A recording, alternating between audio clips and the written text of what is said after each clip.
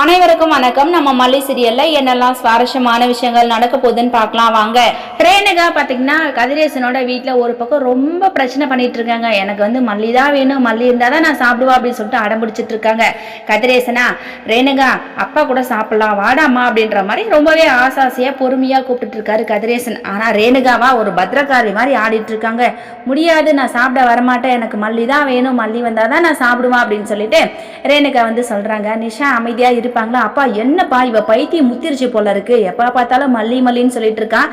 இந்த மல்லி யாருப்பா? அவ நடுவில் வந்தவ, ஆனால் நம்ம ரத்தம் இவன், நான் அவளோட தங்கச்சி, நீங்கள் அவளோட அப்பா, நம்மளையெல்லாம் விட்டுட்டு மல்லி மல்லின்னு சொல்லிட்டு மல்லி வேணும்னு சொல்லிட்டு சொல்கிறா. என்னப்பா நடக்குது இங்கே அப்படின்ற மாதிரி நிஷா பார்த்தீங்கன்னா கதிரேசன் கிட்ட சொல்கிறாங்க. கதிரேசன் வந்து இல்லைம்மா நிஷா, அவள் வந்து சுயநினைவு இல்லாமல் இருக்கிறாம்மா, நீ எதுக்கும் கவலைப்படாத, எல்லாமே கூடிய சீக்கிரத்தில் சரியாயிடும்.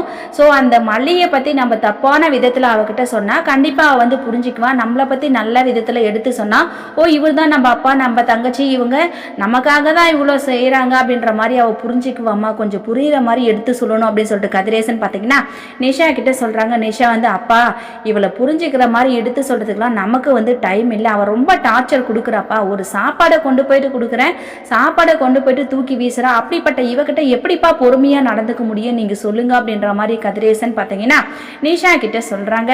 நிஷா வந்து அப்பா சரிப்பா, என்னால் முடிஞ்ச அளவு நான் பார்த்துக்கிறேன்ப்பா, வேற வழி இல்லை அப்படின்ற மாதிரி இந்த நிஷா பார்த்தீங்கன்னா கதிரேசன் கிட்ட சொல்கிறாங்க. திரும்பவும் கதிரேசன் வந்து நிஷா வாமா, அதாவது ரேணுகாவை கூப்பிட்டு இருந்து எல்லாருமே சாப்பிடலாம் அப்படின்னு சொல்லிட்டு கதிரேசன் சொல்ல, ரேணுகா ஒரு பக்கம் உள்ள இருந்துட்டு முடியாது, எனக்கு சாப்பாடு வேணா, பசிக்கலாம், எனக்கு மல்லி தான் வேணும் அப்படின்னு சொல்லிட்டு சத்தம் போட ரேணுகா அமைதியாக இருப்பாங்களா?